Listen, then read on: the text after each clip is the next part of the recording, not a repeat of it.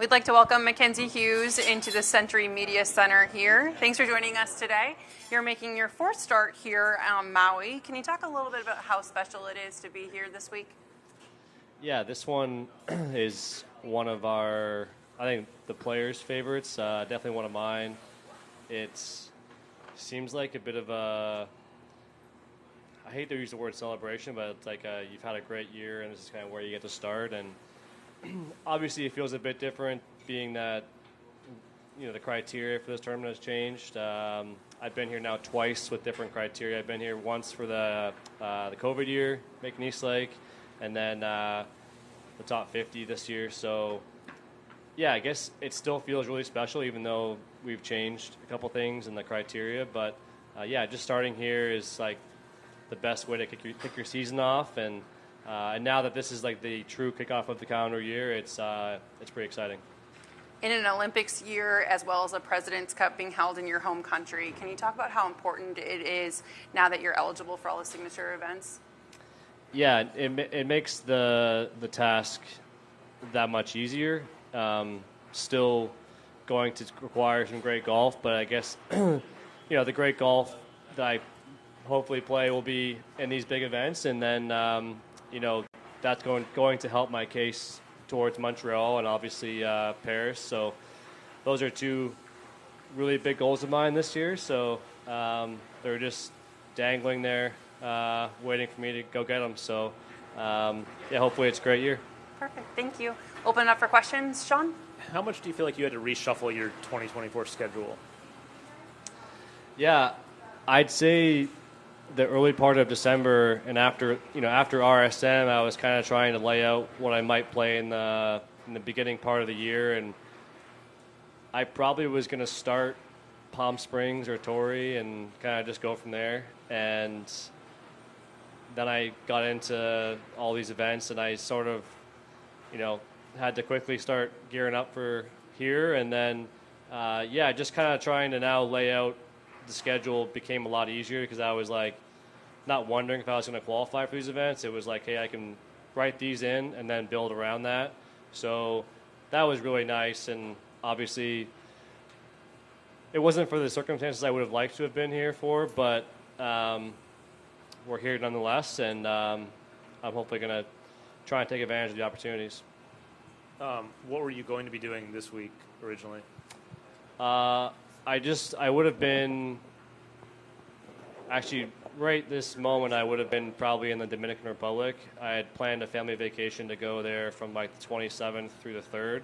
So I would have been there, and then I would have been in Charlotte after that. So I kind of rerouted everyone in my family to come here to Maui instead of going to Dominican. So I think it's as nice, if not nicer here. So it's I think it's a fair ask. So they were all very happy to come here instead. So it worked out. Just immediate family, or extended family. You know, well, immediate. So my family's here, and then my mom, 2 sisters, her husband, their kids. So it was a lot of people to kind of rearrange, but we got here. It's a good problem to have. It sounds expensive. Yeah, it was a little expensive, but I felt better about it now that I had these starts all lined up. When you, as often as you've been kicked in the gut because you play golf for a living, what was the devastation level of the weekend at Memphis and just missing out? And at what point, when Rahm went over to live, did it start to dawn on you that this could put you into the 50 spot? I think so. The first part of your question, yeah, Memphis hurt because well, that was the only part of the season I wasn't in the top 50. Was the final week, the week that they had to cut off, and to finish 51st. You know, it was my fault, and it you know, I didn't play very well in the summer, and so it was just, yeah, it was a tough pill to swallow, but you know, I pretty much was upset for 24 hours, and then when I was home, I was pretty determined to try and find my way into those events, and to play great in the fall and just to work my way towards those. And obviously, I had a pretty good fall where I did maintain my position and was able to kind of get my way into a couple of those events. And so that was big for me. I felt like I gained a lot of positive momentum, and I'm not sure I would have had that if I'd finished top 50, because I may not have played as much. So it might have been the best thing for me. And then second part of your question, what was that again? Sorry. It's all right. With all the attention on OMG, Rom has gone to live. At what point did it kick in to hang on here? So I think the seed was first planted kind of around the RSM, and I had heard some rumblings of that discussion, I guess. Not necessarily his name, but just people that were thinking about maybe going. And then it was kind of, planted in my head that if someone was to go, like just one person, that the FedEx Cup standings would, reflect that, like they were before when guys left the previous year. And so it started to dawn on me that there was a possibility. And obviously, being the 51st guy, I just needed one guy to go. I didn't need, 12 guys in a mass exodus. So I definitely thought there was a chance there, but that wasn't really on my mind until, again, I got home after RSM, and I was home for Thanksgiving, and I heard the ROM stuff start to circulate on Twitter. And I'd say for that, I don't know how long it was, but it seemed like a long time. Those rumors were flying around for a while, and we never really heard what was happening one way or the other.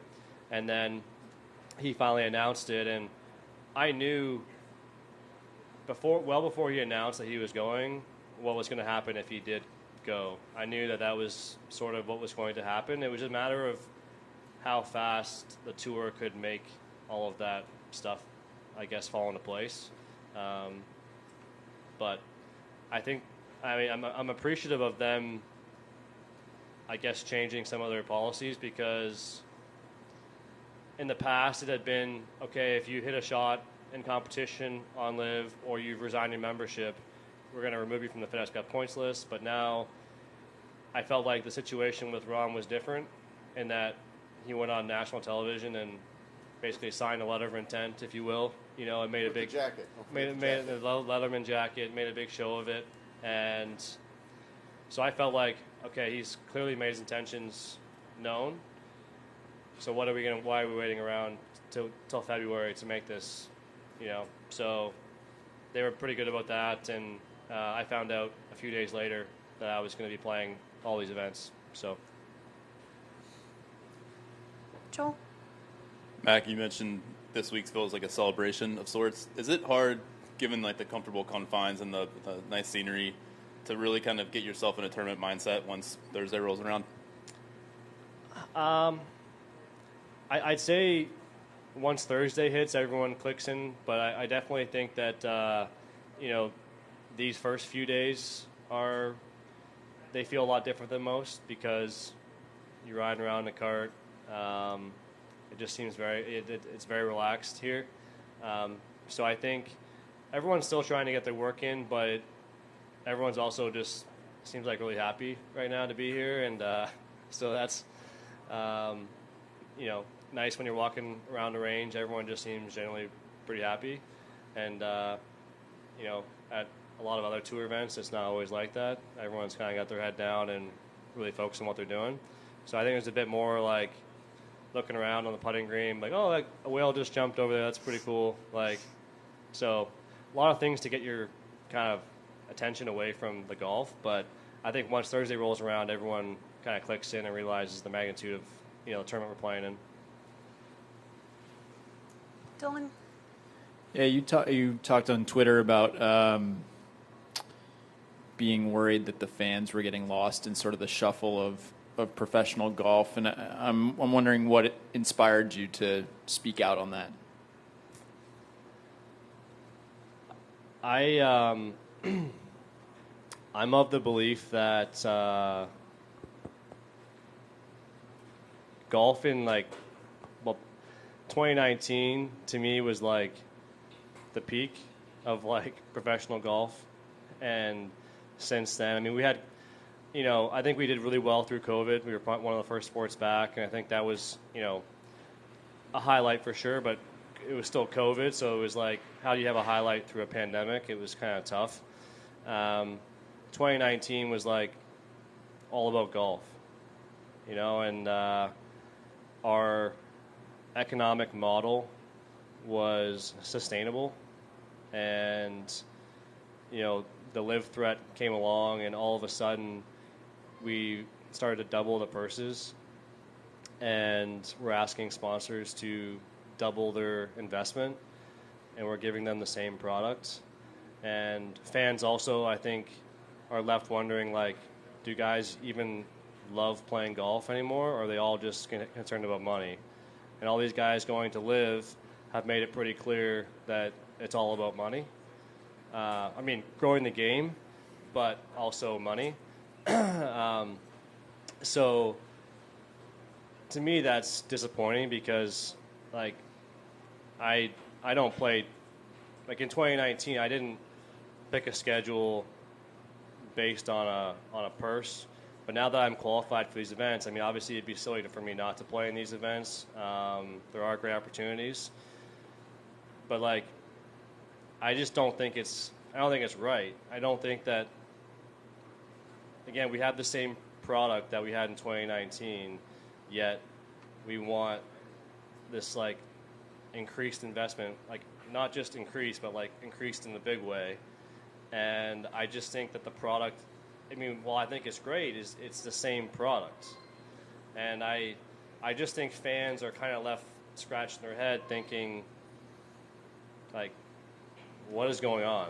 I mean, they also don't know where, you know, certain guys are playing, and, you know, there's like, you know, spats between the LIV and the PGA Tour, and it's not unified in any way, shape, or form, and there's negotiations going on that are unclear, and they've been dragged on for a long time, and the fan just wants to watch golf, you know? And I think you watch sports for like an escape from other nonsense, but I think golf has brought a lot of nonsense onto its plate, and now you don't get just golf.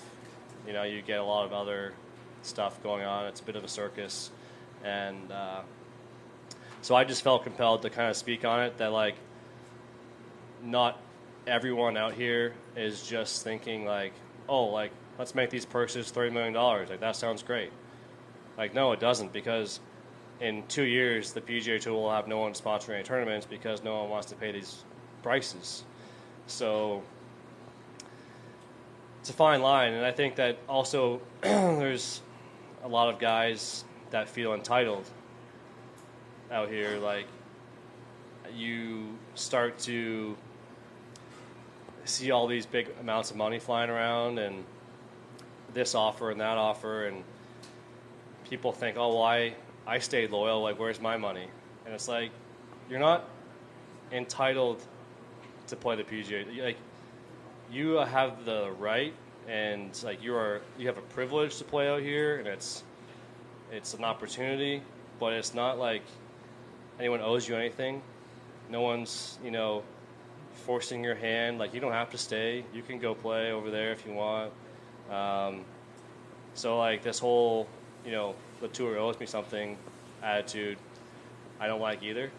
So kind of a long roundabout way of answering your question, but I just felt compelled to speak on it. I feel pretty strongly about it, and just wanted like maybe the casual fan or a fan to realize that it's just not what everyone's thinking about.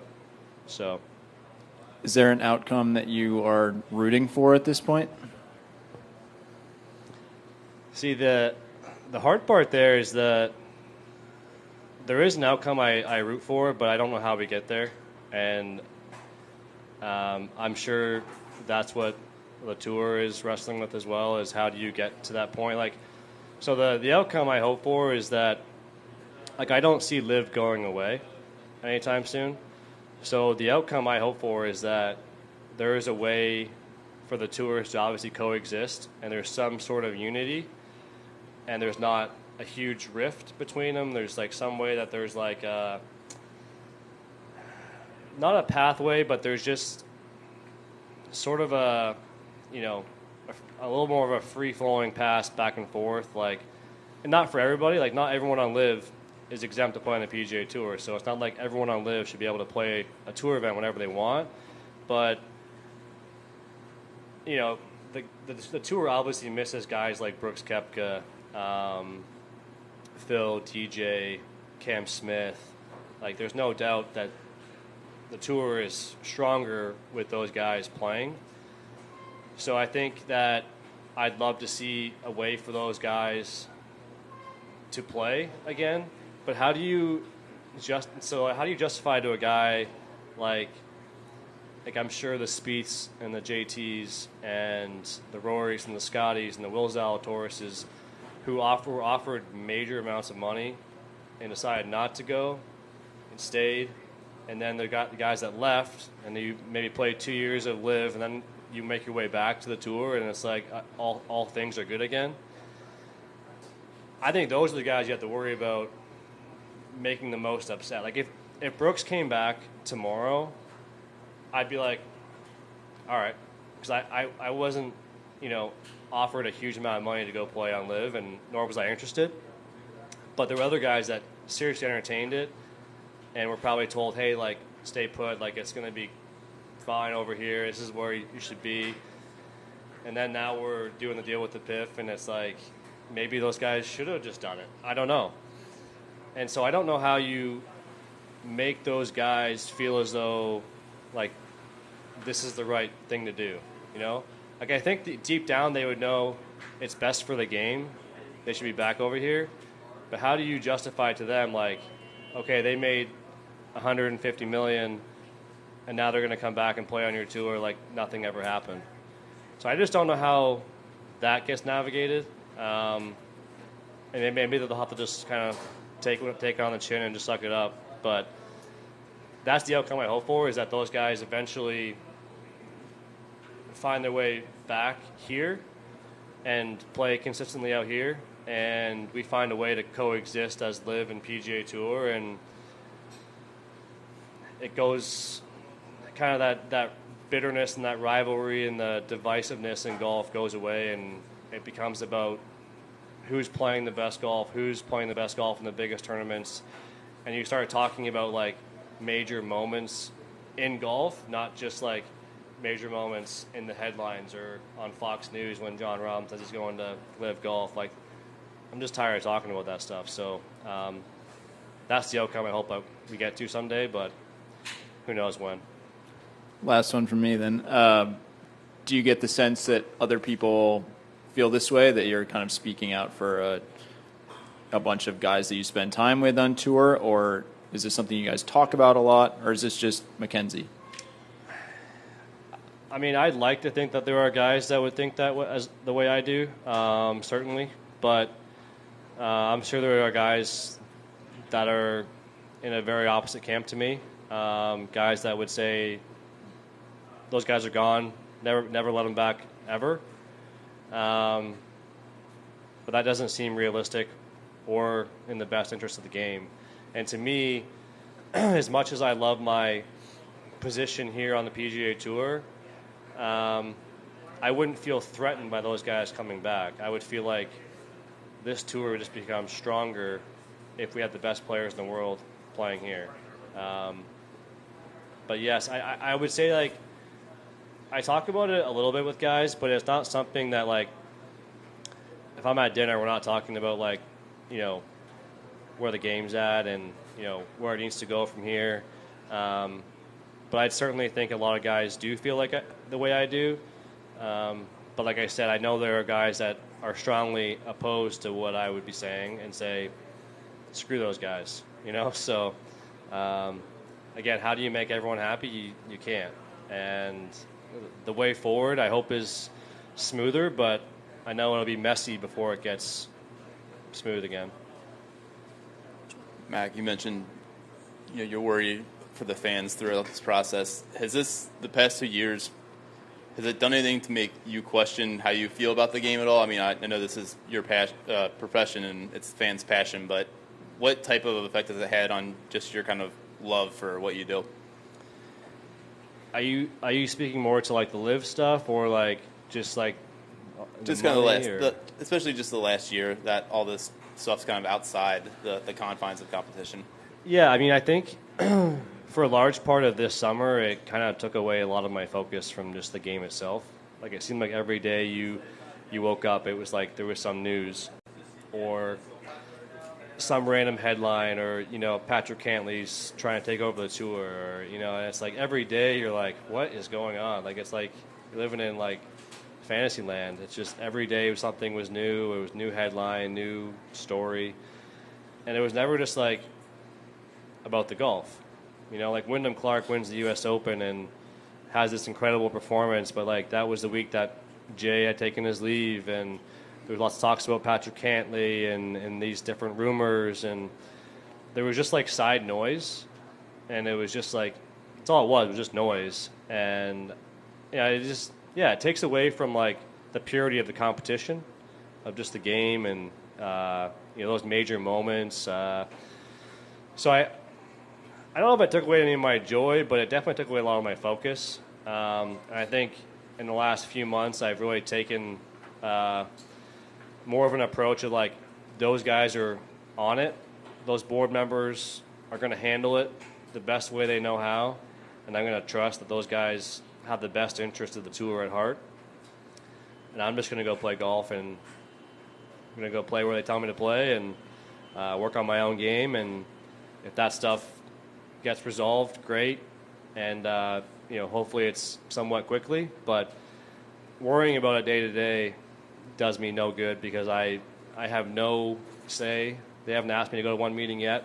I don't think I'm going to any meetings coming up. So talking about it, thinking about it day after day is just not going to help me or get me anywhere. So it's definitely been nicer the last few months to kind of just get back into golf.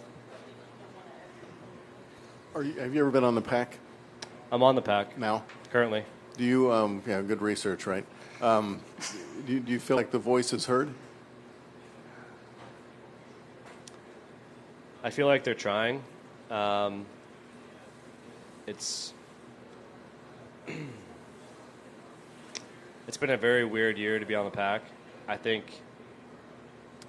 and I've heard this from other guys that have been on the pack before, that with the way the tour moved this year and the way it reacted to certain different threats,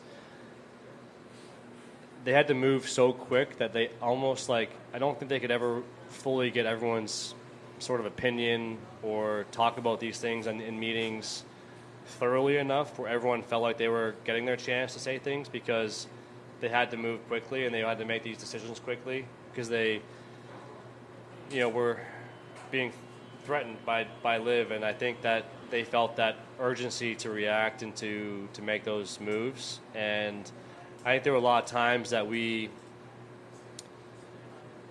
sat in those meetings thinking that like we were like having good, meaningful discussions, and then a month later something would happen and you'd be like, wait, we didn't even really decide on this yet, and the tour is just going ahead.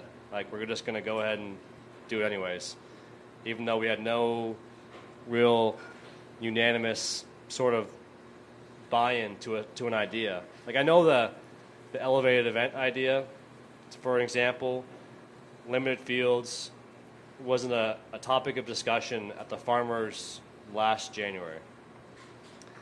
And we discussed it, and of all the guys in the pack, I mean, it was a 50-50 split probably. I mean, guys were all over on their opinions on it.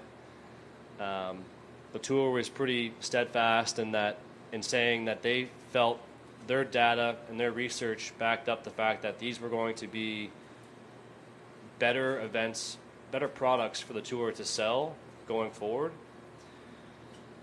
But there was just not buy-in across the board for guys in that meeting. And then we got to Bay Hill, and I remember it was like, I don't know, Tuesday or Wednesday at Bay Hill, and it came out that, we have 8 new signature events for 24, and they're going to be limited field events with no cut. And everyone in the pack was like, wait, what? We talked about this a month and a half ago, and there was no discussion or no real final decision on that. And then all of a sudden, out of the blue, we just have this final outcome.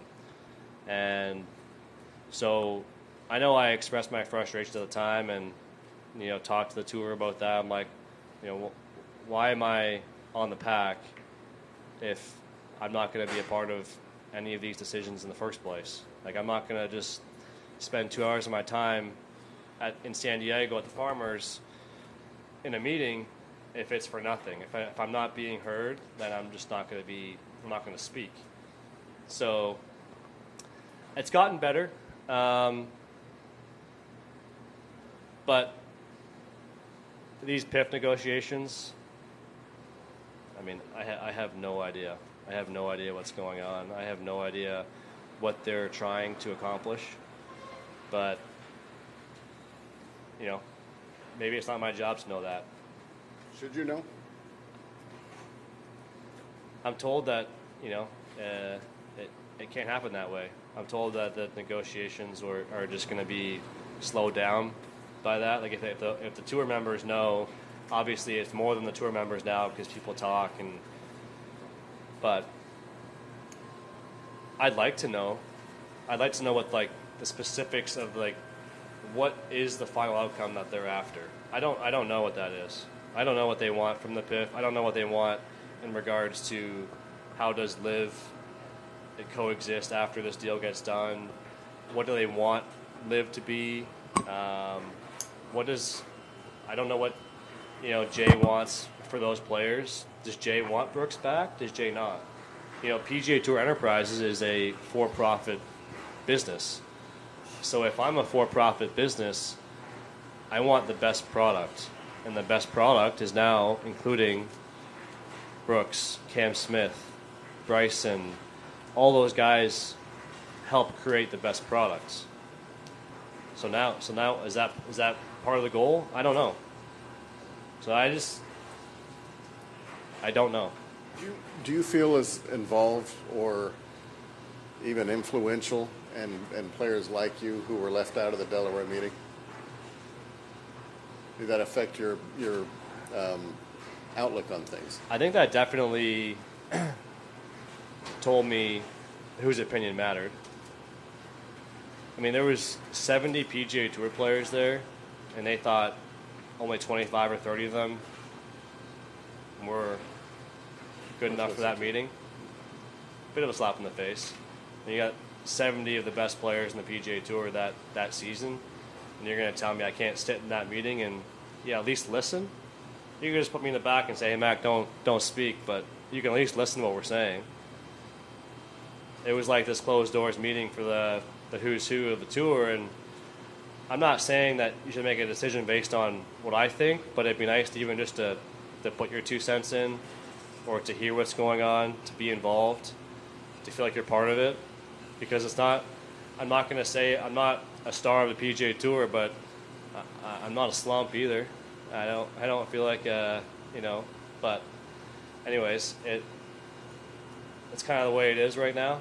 I get it to an extent. Like, I get the fact that you have to listen to your top guys right now in a threat like this, where you feel like, hey, this guy might leave if we don't listen to what he's saying.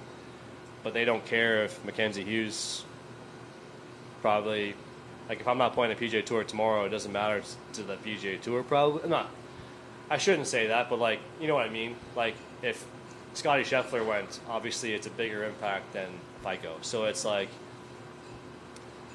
they're listening to those guys because of where we are, right? And they're making accommodations and doing things based on what these guys want, and I get it. But I don't love it, but I get it. Anything else? You got to pick one place to be this year, Paris or Montreal. What's more meaningful to you? Wow. Montreal. Thank you so much, Mackenzie. Probably take